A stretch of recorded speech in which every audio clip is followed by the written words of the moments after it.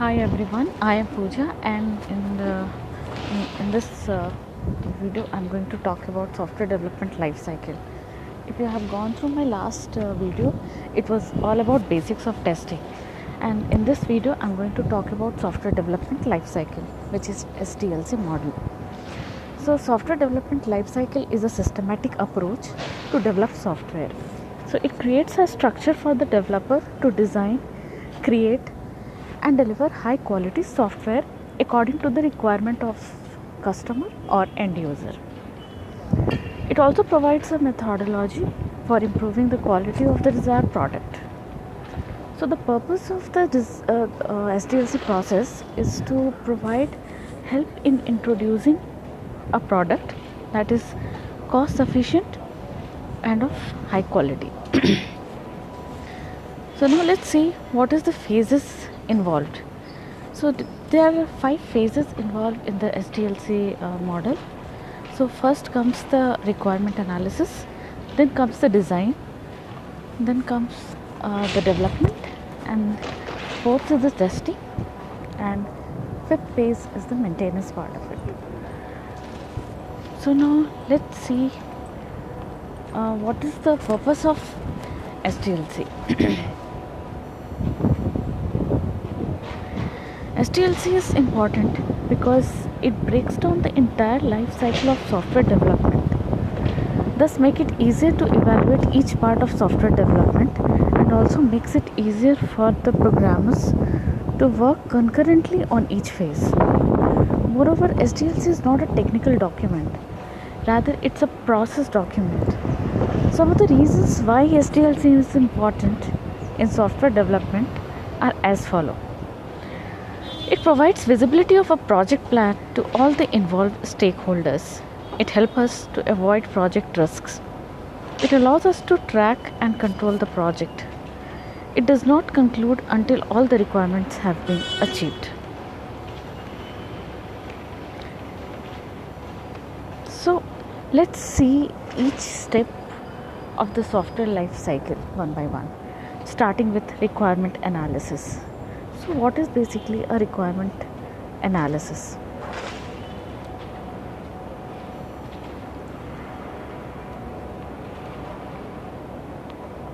Requirement gathering and analysis is the most important phase in the development life cycle.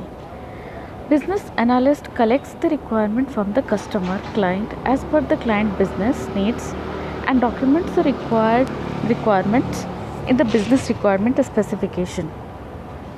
So here the document name may varies depends upon the organization. So these are somewhere terms as customer requirement specification, business specification, etc. And it provides the same to the development team.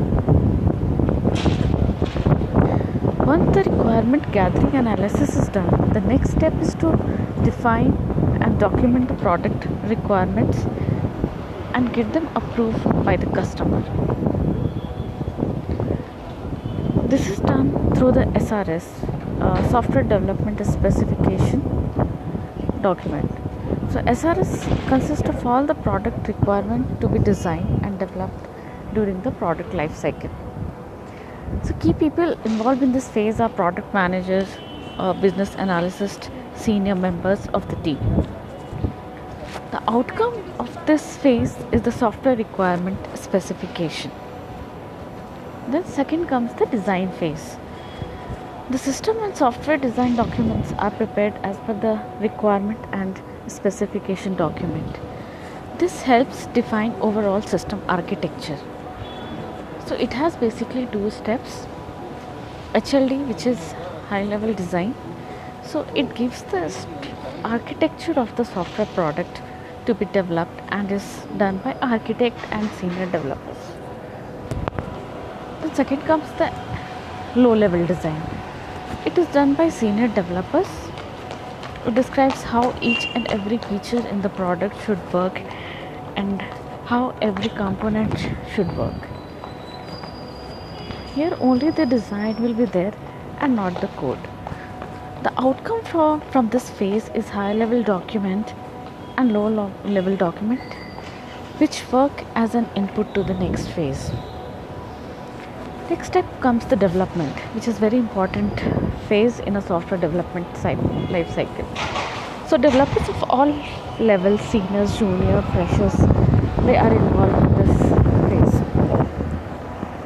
So this is the phase where we start building the software and we start writing the code for the product. The outcome from this phase is source code document and the developed product. Next part comes the testing. So once the software is complete and is deployed in the testing environment, the testing team starts testing the functionality of the entire system.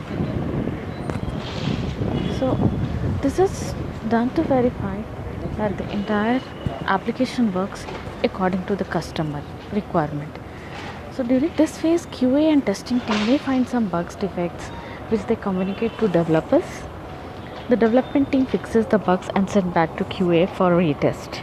This process continues until the software is bug-free, stable and working according to the business needs of that system. Then comes the maintenance part of it. So once the system is deployed and customer starts using the developed system, the actual problems comes up and needs to be solved from time to time. The following three activities occur. First is the bug fixing. Bugs are reported because of some scenario which are not tested at all. Then upgrade, maybe upgrading the application to the newer versions of the software. Then enhancements, which is adding some new features into the existing software. So the main focus of this SDLC phase is to ensure that needs continue to be met and the system continues to perform as per the specification mentioned in the first phase. This process where the care is taken for the developed product is known as maintenance. So that's all we have for today's video.